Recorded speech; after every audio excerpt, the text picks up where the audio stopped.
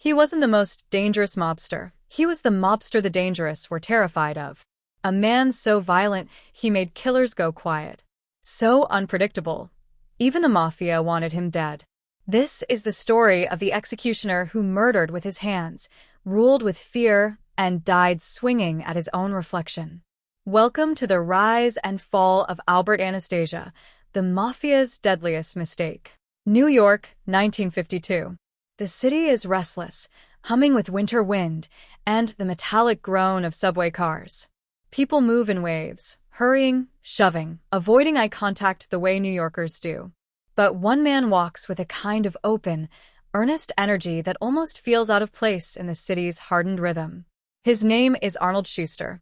He's 24, clean-cut, polite to a fault, the kind of young man who still tips his hat to strangers. A store clerk by trade, a rule follower by nature. His father says he's too honest for his own good. His friends call him a Boy Scout. And Arnold, who genuinely believes the world works better when people help each other, laughs it off. On the morning that will change everything, he is simply trying to get to work. Payroll day. He's running a little late. He's thinking about nothing more dangerous than whether he remembered to lock the stockroom door last night. Then he steps onto the subway. The car rattles, lights flicker overhead, newspapers rustle, and Arnold squeezes into a narrow corner. He glances around, habit, not suspicion. That's when he sees the man. A familiar face. A face he'd studied only days earlier in the newspapers. A face America was hoping never to see again. Willie Sutton, the infamous gentleman bank robber, the Houdini of prison breaks, a man who'd embarrassed law enforcement so many times they'd practically begged the public for help. Arnold's breath catches. For a moment, he thinks he's mistaken. He looks again, trying not to stare, heart thumping loudly. But the man is unmistakable, the lean jawline, the sharp eyes, the posture of someone who watches exits more than people. Willie Sutton. Here. On this train. Arnold's first instinct is fear. His second, stronger, steadier, is duty. The same sense of responsibility that made him return a lost wallet last week.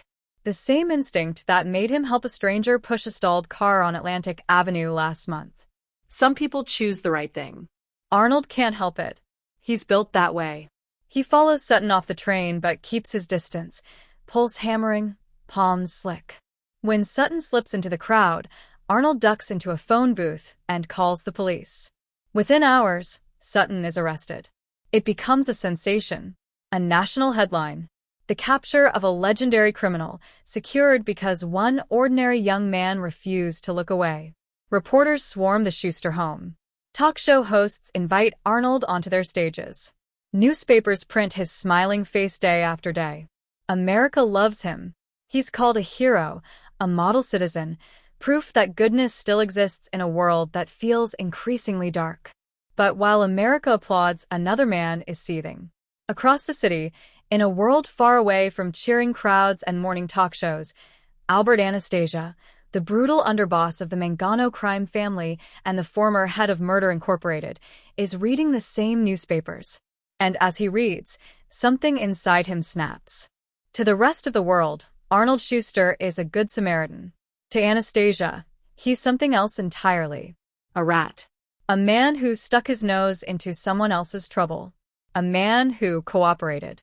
A man who dared to bring heat to New York's underworld. Even though Sutton isn't a made man, isn't Mafia, isn't connected in the slightest, that doesn't matter. In Anastasia's mind, you never, ever go to the cops. It's the ultimate betrayal. A stain that can't be washed off. And in Albert Anastasia's world, betrayal deserves death. Those around him shift uncomfortably when his face darkens. They know that look, eyes narrowing, jaw tightening, fingers tapping in a slow, lethal rhythm. It's the look that means someone is going to die. Who does he think he is? Anastasia mutters. A citizen, someone offers. A rat. Anastasia spits.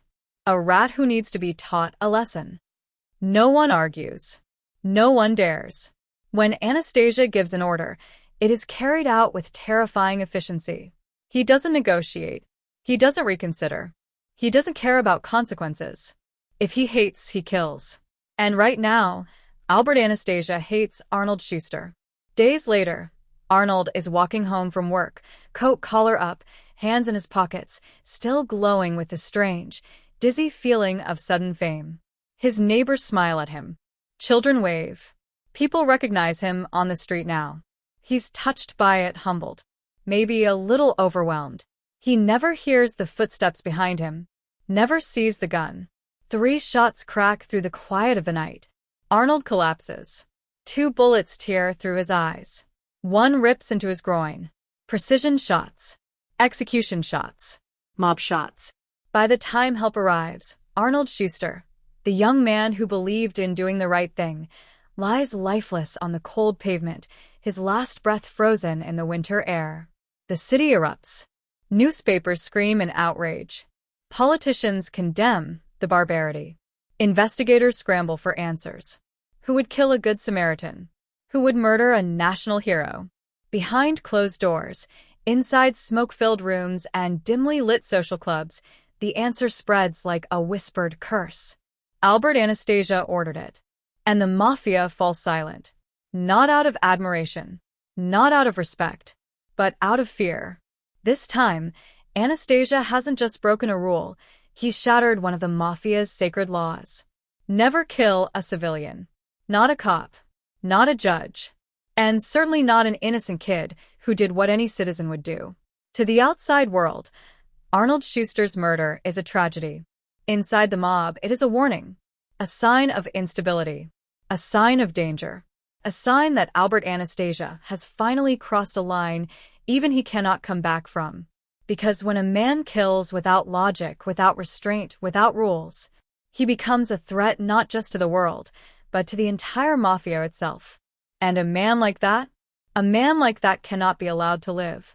Welcome my beautiful family and friends to my YouTube channel. Please click on subscribe, like, comment, and share this video.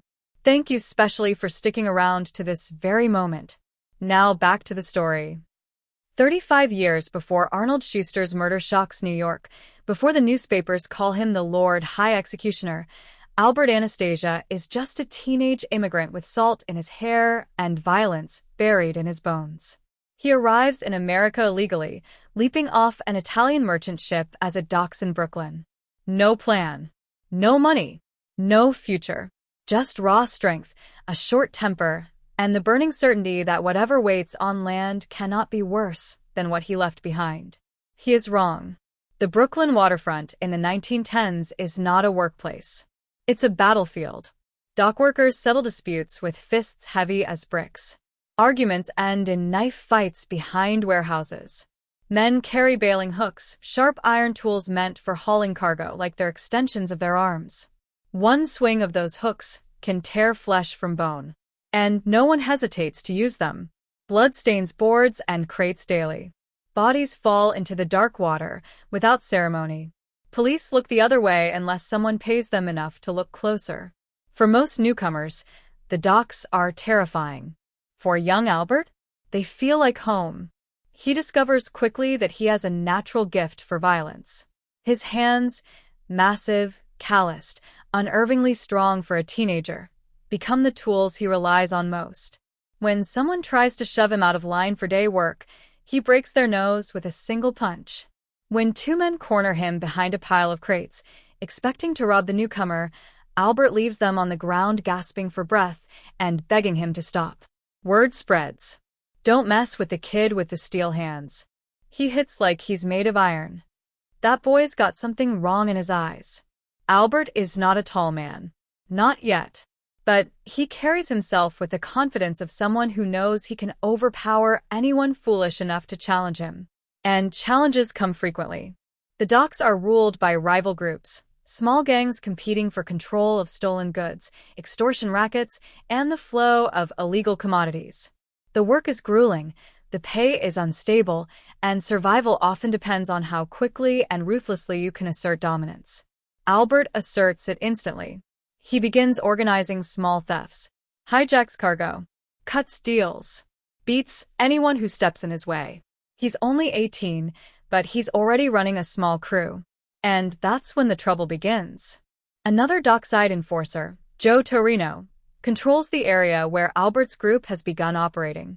Torino is older, meaner, and known for his temper. To him, the teenage upstart is not just an inconvenience, he's a threat, a challenge to be crushed. Torino approaches Albert one morning as men haul crates onto the pier. His face is weathered, his hands scarred, and there's a bailing hook hanging casually from his belt. "You work my docks," Torino growls. "You pay me." Albert stands his ground. "I don't pay anybody," he says. "You want something from me? Take it." The tension thickens instantly. Dockworkers pause to watch. A crowd forms. Torino smirks. He loves an audience. He swings first. The bailing hook whistles through the air, missing Albert's cheek by inches. The crowd shouts. Men back away. The fight erupts with the chaos of a storm. Albert tackles Torino. They roll across the planks. Torino grabs the hook again. Albert grabs his wrist, and for a moment, everything freezes. Then Albert snaps.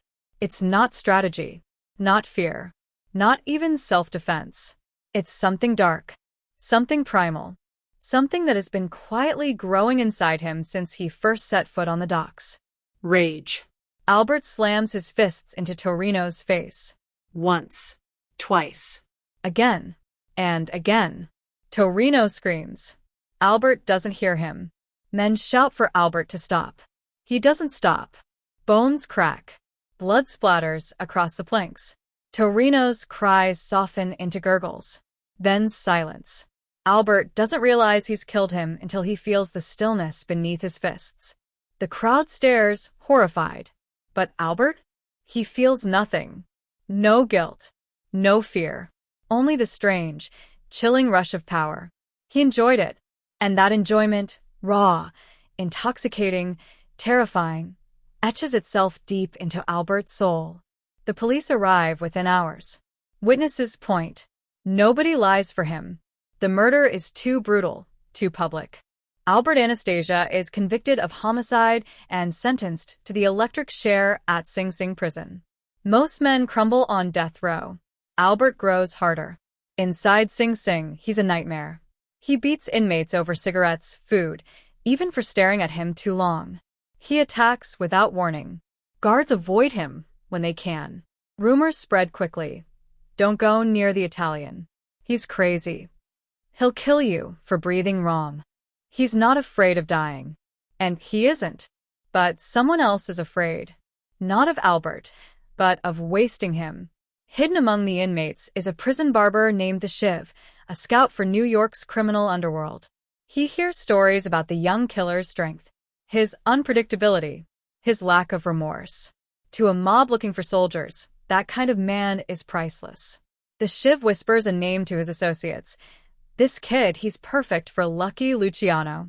At that moment, Luciano is rising fast through the New York underworld, a visionary who plans to rebuild the Mafia into a modern, organized criminal empire. He needs loyal men, dangerous men, men who can kill on command without hesitation.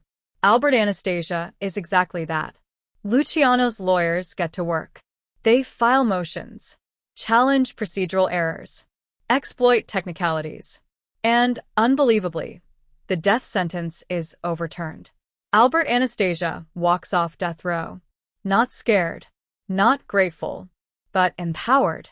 His execution was canceled, and a new life, one soaked in organized, sanctioned violence, waits for him. Lucky Luciano welcomes him like a prized recruit. But he doesn't realize what he's truly unleashed. The boy who arrived on the docks as a desperate immigrant is gone. The man who walks free now is something colder, harder, darker. A weapon sharpened by brutality. A killer who enjoys the kill. A monster shaped perfectly for the world he's about to enter. Albert Anastasia isn't just reborn.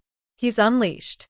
Long before the newspapers called them the Mafia's hit squad, before their name echoed like a curse across New York, there was simply an idea. A dangerous, brilliant, blood-soaked idea born inside the mind of one man. Charles Lucky Luciano. Luciano wanted order, structure. A crime syndicate run like a modern corporation rather than a street gang. Every empire needs rules. Every business needs hierarchy, and every hierarchy needs enforcement. But enforcement in Luciano's world doesn't come through warnings or fines. It comes through death. He needed someone who could kill without hesitation, someone loyal, efficient, and terrifying enough to keep New York's most dangerous men in line. He needed Anastasia. Fresh off death row, hardened by violence, and already a legend on the docks, Anastasia carried himself with a cold certainty that unsettled even seasoned gangsters. He didn't brag. He didn't boast. He simply killed, quickly, cleanly, and without remorse. Luciano saw this and understood exactly what he was looking at, a perfect weapon. So when he set out to create an enforcement arm for the newly formed National Crime Syndicate, a squad designed to carry out murders on behalf of the Commission, there was never any question who would lead it. Anastasia was chosen to head the organization that would soon be known as Murder, Incorporated. The headquarters was unassuming, a cramped room above the Midnight Rose candy store in Brooklyn. But inside those walls, death was planned like an assembly line. Murder Incorporated was unlike anything America had seen before. It was biethnic, Italian and Jewish killers working as one. It was business-oriented, hits based on orders, not feuds. It was secretive, no one outside the syndicate knew the names. And its rules were simple. No questions. No mistakes. No survivors. The Commission, the governing body of the 5 New York families, issued contracts. Anastasia and his Jewish counterpart, Louis Lepka Buckleter, executed them. Sometimes literally.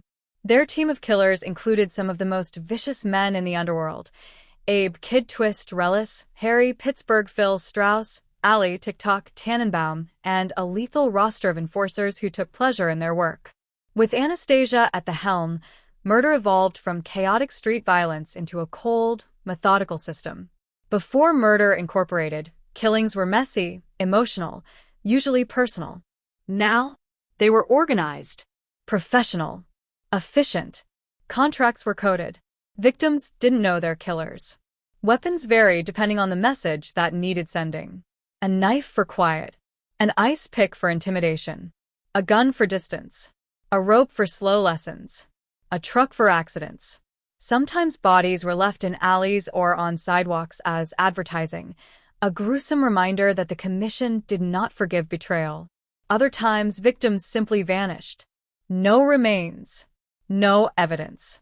No closure. Tongues were sliced out of men who talked too much. Hands were severed from thieves. Faces mutilated to erase identity, respect, and fear. With every corpse, the legend grew. And at the center of it stood Anastasia, the man who orchestrated death with the precision of a maestro. Despite having an army of killers at his disposal, Anastasia rarely stayed behind a curtain. He preferred to be in the field, to feel the life leave another man's body, to experience firsthand the control, the power, the absolute dominance that came with ending a life. He killed up close. He killed from afar. He killed silently. He killed loudly. And he killed often.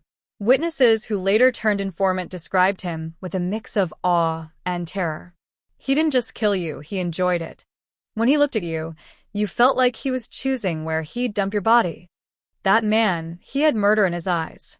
The newspapers didn't know his name yet, but the underworld did. They whispered it, feared it, obeyed it. The Lord High Executioner. He became a figure of myth, half man, half shadow, fully lethal. His composure added to the fear. Anastasia didn't rage. He didn't scream. He killed with calm efficiency, as if it were no more emotional than signing a form. Under his rule, Murder Incorporated became the backbone of the syndicate's authority. Bosses stopped feuding. Territories stopped bleeding. Fear kept everyone in line. Luciano's business-like dream had become reality, and Anastasia was its enforcer. With every hit, every contract fulfilled, every body dumped in the river or left on a street corner, Anastasia grew more important, more respected, more dangerous. Even friends began watching him more carefully. He had no emotional ties, no moral compass, no hesitation. A man like that was useful until he wasn't. Hitmen admired him. Bosses tolerated him. But deep down, they feared him. He wasn't just enforcing rules, he was teaching his own lessons. And in the Mafia, ambition without restraint is a death sentence. Rumors began spreading. Anastasia is too violent. He likes killing too much. He doesn't know when to stop. He scares the wrong people. But those whispers remained whispers. No one dared confront him. Not yet. Because at this moment in time, Anastasia isn't just another mobster. He is the blade the Mafia uses to carve its empire. He is the power behind the peace, the threat behind the profit, the man behind the murders. And as Murder Incorporated continues its reign of terror, one thing becomes clear to every mob boss in New York. The most dangerous man in the underworld isn't the man you fear will betray you, it's the man you fear you cannot control. Albert Anastasia was no longer a weapon. He was becoming a monster. And monsters, even in the Mafia, eventually have to be put down. Nothing destroys an empire faster than fear. And in the late 1930s, fear begins crawling like a slow poison through the veins of the American Mafia. It starts with a single blow, Lucky Luciano's arrest. The mastermind of modern organized crime, the architect of the commission, the man who held the 5 families together with ruthless intelligence and iron discipline, suddenly finds himself behind bars on charges of running a prostitution ring. The case is flimsy at best, a circus at worst, but it doesn't matter. Luciano is gone. And the underworld feels the tremor immediately. Without him, alliances wobble. Old grudges resurface. Power-hungry bosses sniff opportunity in the chaos. But none of it compares to the pressure swelling from outside. Thomas E. Dewey, the relentless, headline-making special prosecutor, smells blood. He has already taken down Luciano. Now he wants more. District attorneys, FBI units, and state police began hunting the mob with a hunger they've never shown before. Bribes don't work the way they used to. Threats fall flat. Judges grow nervous. And worst of all, witnesses start talking. Some talk because they're scared. Some because they're angry. Some because they see no other way out. Names tumble from their mouths like stones thrown through glass windows. Names of bookmakers, racketeers, extortionists, killers. And among those killers, one group rises to the top of every federal list. Murder Incorporated. The Mafia's deadliest enforcement squad, once invisible and unstoppable, suddenly finds itself exposed under the harsh spotlight of law enforcement. And at the center of it all stands a man whose reputation is as feared as it is unmistakable. Louis Lepka Buckelter. Lepka isn't just another gangster. He is the Jewish half of Murder Incorporated, Anastasia's partner, equal, and friend. Together, they have overseen more killings than most men could imagine. Together, they turned murder into a business. Together, they enforced order with iron fists and shattered skulls. But now, the FBI wants Lepka more than anyone else in America. A $25,000 reward goes out. Newspapers print his face in bold black ink. Radio hosts shout his name in warning. Lepka becomes the first mobster in U.S. history to be placed on the FBI's 10 most wanted list. And in the underworld, panic ripples. The Mafia gathers. Bosses sit around polished tables. Cigarette smoke clouds the air like a funeral shroud. Voices drop low. The evidence against Lepka is overwhelming. Witnesses have flipped. Detectives have pieced together enough to send him to the chair twice over. And everyone knows something else. If Lepka is captured alive, he might talk to save himself. That is unacceptable. The commission cannot risk it. They cannot protect him. They cannot hide him forever. So they choose the unthinkable. They decide Lepka must be sacrificed. But no ordinary messenger can deliver this order. It requires someone Lepka trusts. Someone he believes. Someone he would walk into hell with. There is only one man who fits that description. Albert Anastasia. The room falls silent when the decision is spoken. Men shift uneasily. Even among killers, even among criminals, this order feels heavy. To betray a partner, to deceive a friend, to hand over the man who helped build Murder Incorporated from the ground up. It is the kind of act that leaves stains on the soul. But Anastasia nods once. No protest. No hesitation. No visible emotion. Orders are orders. Lepka has been hiding for years, moving from safe house to safe house, living like a ghost in a city he once ruled. The paranoia gnaws at him. Every knock on the door feels like death. Every shadow looks like a detective. When Anastasia walks into a safe house, Lepka exhales in relief. "Albert," he whispers, voice trembling. "Tell me you have good news." Anastasia sits. His face is unreadable. His eyes cold, steady, too steady. "There's a deal," he lies. Lepka leans forward, desperate. "What kind of deal?" "They'll go easy on you," Anastasia says softly. "No death penalty. You turn yourself in peacefully, offer cooperation. They'll give you a break." Lepka closes his eyes. His hands shake. For the first time in years, he looks hopeful.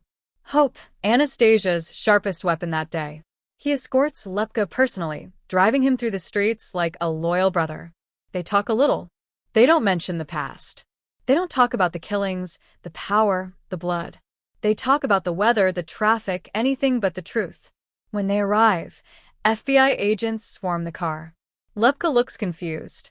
"Albert? I thought." But the rest of the sentence never comes. Because Anastasia is already walking away. He doesn't look back. March 4th, 1944. Lepka Buckleter becomes the only major mob boss in American history to be executed in the electric chair. Witnesses say he went to the chair calm, resigned, and heartbroken. He had believed Albert Anastasia. He had trusted him until the final moment. He had died because of him. And for the first time in his violent, merciless life, Albert Anastasia feels guilt. It hits him like a quiet, unwelcome intruder. Not enough to change him, not enough to redeem him, but enough to linger. Enough to haunt. Because in betraying Lepka, Anastasia did something he had never done before. He killed a man he actually cared about. But guilt isn't the only thing Anastasia gains from the betrayal. He gains enemies. Powerful ones. Men in the shadows now whisper that Anastasia is capable of anything. If he could hand over Lepka, he could hand over anyone. No one is safe. No one is immune. No one is untouchable. Among the Mafia's elite, a new understanding spreads, slowly, silently, dangerously. Albert Anastasia is not loyal. He is lethal. And one day, he might turn on them, too. And so, the betrayal that haunts him also marks him. It paints a target on his back that will never fade. Because in the Mafia, loyalty is everything, and betrayal is a death sentence. The collapse of Murder, Incorporated does not begin with a detective or a prosecutor, or even a rival gangster. It begins with a single man, short, sharp-eyed, jittery, and much more dangerous than he appears. Abe "Kid Twist" Relis. Relis is not just any mobster. He is one of Anastasia's own boys, a hitman from the Jewish wing of Murder Incorporated, a man who once took pleasure in slipping ice picks into the ears of informants, who laughed while he did it, who bragged that he could kill a man in under 30 seconds without leaving a trace. But there is a universal truth in the underworld. Even the scariest killers become cowards when the noose tightens. And for Relis, the noose tightens fast. After Lepka Buckleter's arrest and execution, law enforcement goes after the rest of Murder Incorporated with renewed fury. Detectives dig, prosecutors squeeze, the FBI races to uncover the bodies buried in the dark corners of New York's crime history. Eventually, the spotlight falls on Relis. He is arrested. He faces dozens of murder charges. And the prosecutors make him an offer. Give us names or die in the chair. Relis knows the chair. He's sent people to it. He's smelled the burning flesh. He chooses life. And with that choice, the Mafia's worst nightmare begins. Abe Relis doesn't just talk, he sings. He sings like he's been waiting his entire life to unburden himself. He sings until his voice grows hoarse. He sings for 11 days straight. Names pour out of him, like poison. Killers, bosses, bookmakers, enforcers. But one name is repeated with chilling consistency. Albert Anastasia. Relis tells them how Anastasia personally strangled a union leader named Peter Panto, how he ordered dozens of executions, how he supervised the killings with the enthusiasm of a man attending a sport he loved. He gives dates, locations, methods. He leads detectives to bodies no one even knew were missing. For the first time in his life, Anastasia is cornered. This isn't rumor. This isn't speculation. This is evidence. Solid. Detailed. Corroborated. Relis has cracked open the heart of Murder Incorporated and spilled its darkest secrets across police files like blood on concrete. The authorities prepare indictments. Prosecutors sharpen their arguments. The newspapers buzz with anticipation. Soon, they say, the Lord High Executioner himself will face justice. And for the first time in a very long while, Albert Anastasia runs. In the underworld, the idea of Anastasia hiding is surreal. This is a man who walks into danger the way normal men walk into diners, calm, confident, unbothered. But Relis has named too many charges, too many witnesses, too much truth. Anastasia disappears into safe houses. He limits contact. He moves only at night. Even he cannot kill a witness locked behind armed police and state protection. And Relis is very much locked away, guarded constantly, held in a suite at the Half Moon Hotel in Coney Island, watched by 6 officers in rotating shifts. He sleeps under state protection. He eats under state protection. He even goes to the bathroom with someone outside the door.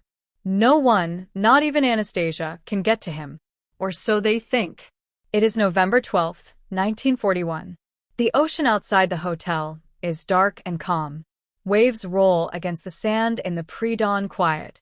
Inside room 623, Abe Relis sleeps under heavy blankets, dreaming maybe of his future testimony, maybe of the new life he thinks he's earning, maybe of the enemies he has made.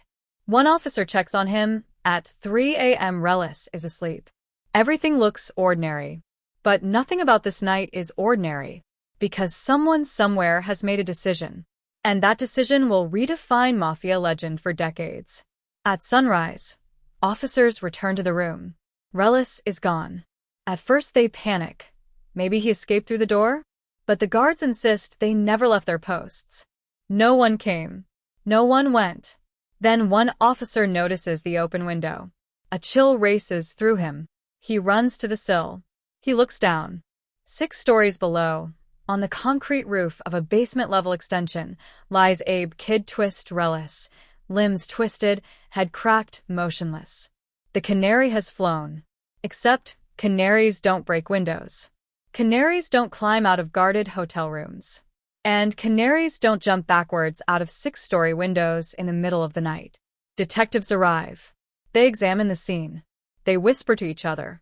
Everyone reaches the same unspoken conclusion. Abe Relis didn't fall.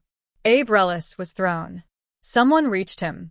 Someone breached the most guarded witness location in New York. Someone who wanted him silent. Permanently. And that someone had enough money, power, and reach to make it happen. With Relis dead, prosecutors lose their star witness. Key charges collapse instantly. Other witnesses retract statements, terrified they'll be next. The looming prosecution against Anastasia evaporates overnight. The Lord High Executioner walks free. No charges. No trial. No accountability. The newspapers call it the fall of the canary. Old-timers in Brooklyn joke darkly. The canary could sing, but he couldn't fly. But something changes in the underworld after Relis hits the pavement. Not the fear of law enforcement. Not the fear of the public. The fear of Albert Anastasia. If he could kill a protected witness under police guard, if he could silence the loudest snitch in America, if he could reach inside a hotel room no one was supposed to enter, then what could he not do? Mobsters who once admired him now avoid his gaze. Bosses who once relied on him whisper behind closed doors. Associates cross themselves when his name is mentioned. Albert Anastasia is no longer just a killer. He is a force of nature. A man who bends the impossible to his will. A man too dangerous to be allowed to live indefinitely. The seed of fear has been planted. And soon, It will grow into the conspiracy that destroys him. When the commission dissolved Murder, Incorporated, they believed they were disarming a weapon. They were wrong. They simply put that weapon into someone else's hands.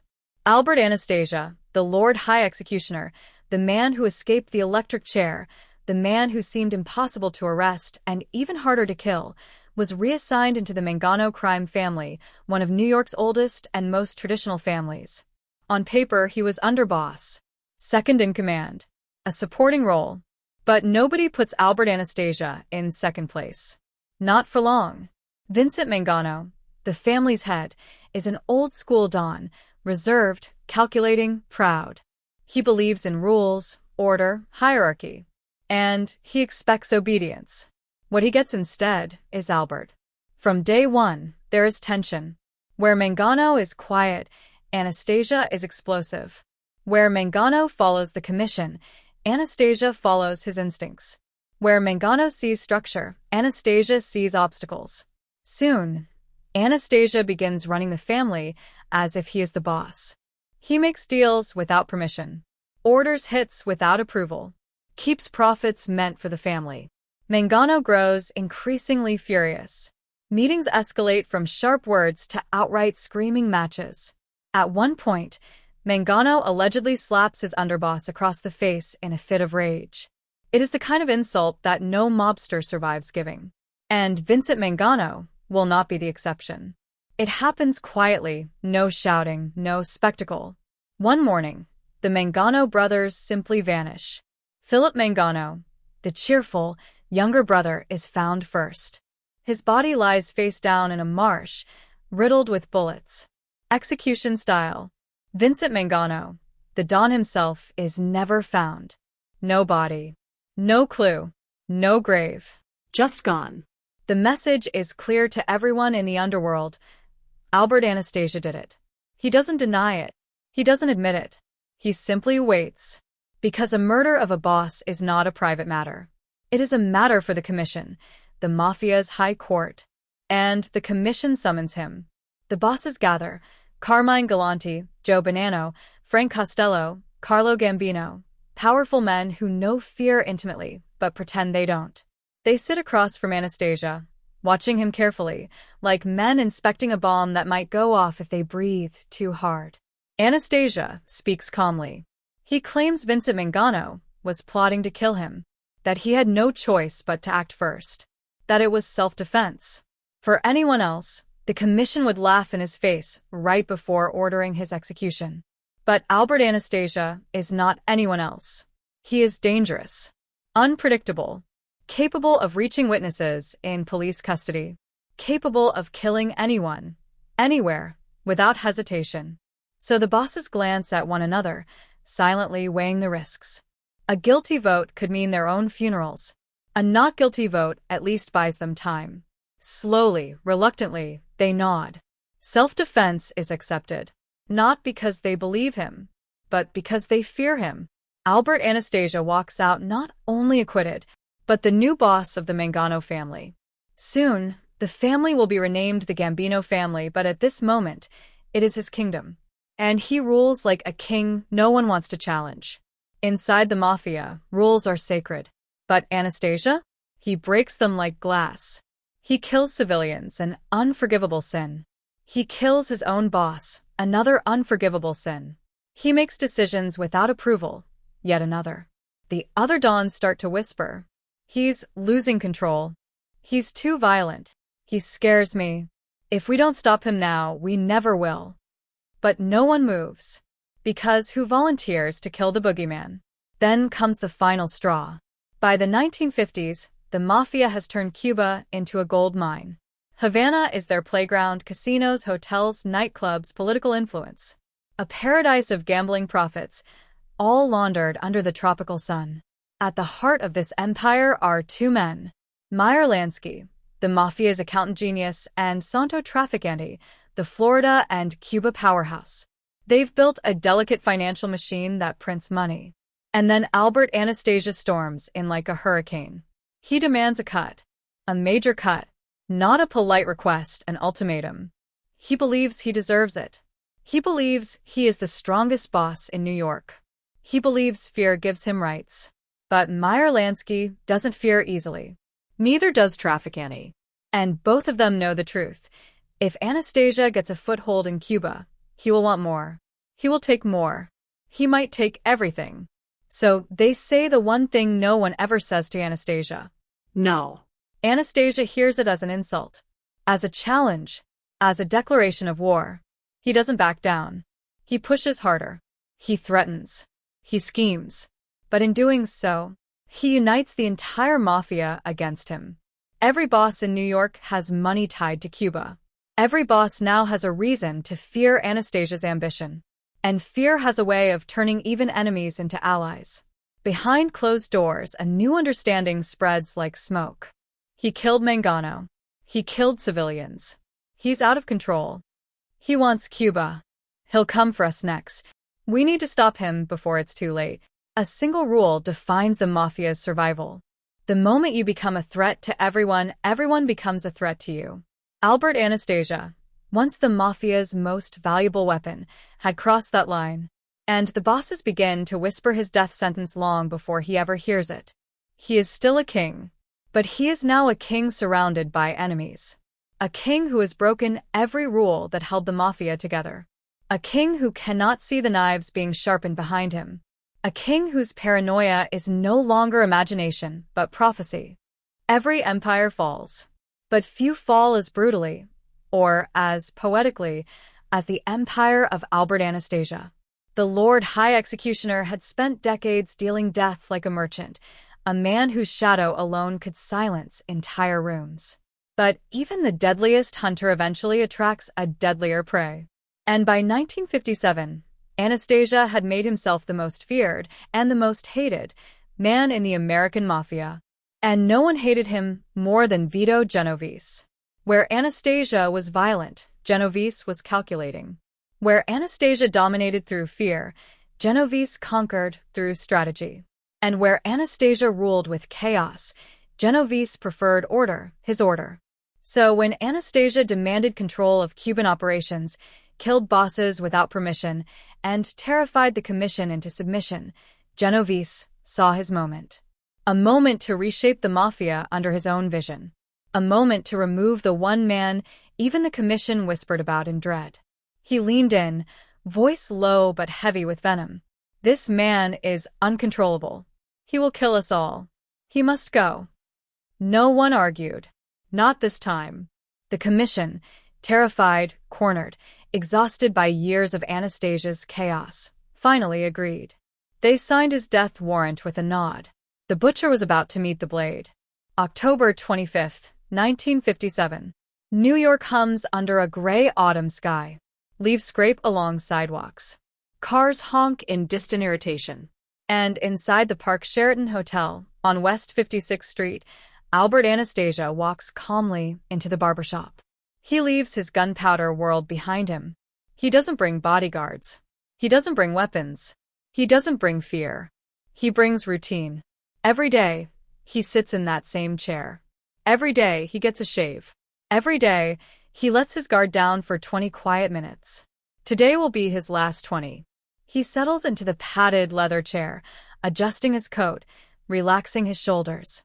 The barber drapes a white cloth over him, an innocent gesture that feels, in hindsight, like a shroud. Outside, two men step from a car and walk toward the lobby. They are masked beneath scarves, collars flipped high, hats dragged low. They don't hurry. They don't hesitate. They move with the cold confidence of men who know their prey is trapped. There is no suspense, no chase, no struggle, just inevitability. Inside the barbershop, Anastasia leans back, staring into the mirror. The barber lathers his face, humming softly. The scene is normal. Calm. Almost tender. Then the door slams open. Two gunmen rush in. For a split second, time freezes. The barber steps back, soap dripping from his brush. Anastasia turns his head, confused. Then, gunfire. Explosive, echoing, merciless. Bullets tear into Anastasia's chest and shoulders. Blood spatters across the mirror, the walls, the barber's trembling hands. The executioner tries to rise, Instinct screaming, adrenaline surging. But he can't find his attacker. The mirror is shattered and smeared with blood. The reflections multiply. The room twists. Bleeding, disoriented, half-blind, Anastasia sees a blurred figure in the mirror and lunges toward it. He swings wildly, attacking what he believes is the gunman. But it's not a gunman. It's his own reflection. The Lord High Executioner dies fighting the only enemy he never understood: himself. He stumbles forward, collapsing to his knees. The gunmen step behind him. One aims. One fires. A single bullet to the head ends the reign of the most dangerous killer the Mafia ever produced. They vanish into the hallway before the barber can scream. Word spreads through the city like wildfire. Albert Anastasia shot in barbershop. Mafia execution of the decade. Feared mob boss slain in broad daylight. New York buzzes with morbid fascination. Detectives scramble. Reporters swarm. Spectators whisper. But in the underworld there is only silence. The commission pretends to mourn. Some bosses send flowers, cheap ones, impersonal, obligatory. But not one boss attends the funeral. Not one ally. Not one friend. Not one man who once benefited from his violence. Only a handful of relatives and a few nervous associates stand beside the coffin. There is no long procession. No ceremonial honor. No power on display. It is a small, pathetic burial for a man who terrorized a city. And in that emptiness lies the final truth. Albert Anastasia died exactly as he lived. Alone, brutal, and feared. In Mafia history, there are killers. There are monsters. And then there is Anastasia, a force of nature, a walking storm of rage and murder. But even storms run out of sky. The Mafia didn't need a courtroom to end him. They didn't need a jury or a judge. They only needed one realization. The moment a man becomes too dangerous for everyone, everyone becomes dangerous for him. That is the unwritten rule that sealed Anastasia's doom. The rule he broke again and again. The rule the commission finally enforced. And as his coffin is lowered into the ground, one cold truth echoes across organized crime. The hunter had become the hunted. And the hunted never survives. Thank you for watching this story to the end. If you enjoyed this story, please make sure to leave a like, subscribe, and share this video. Click on the screen to watch the next one.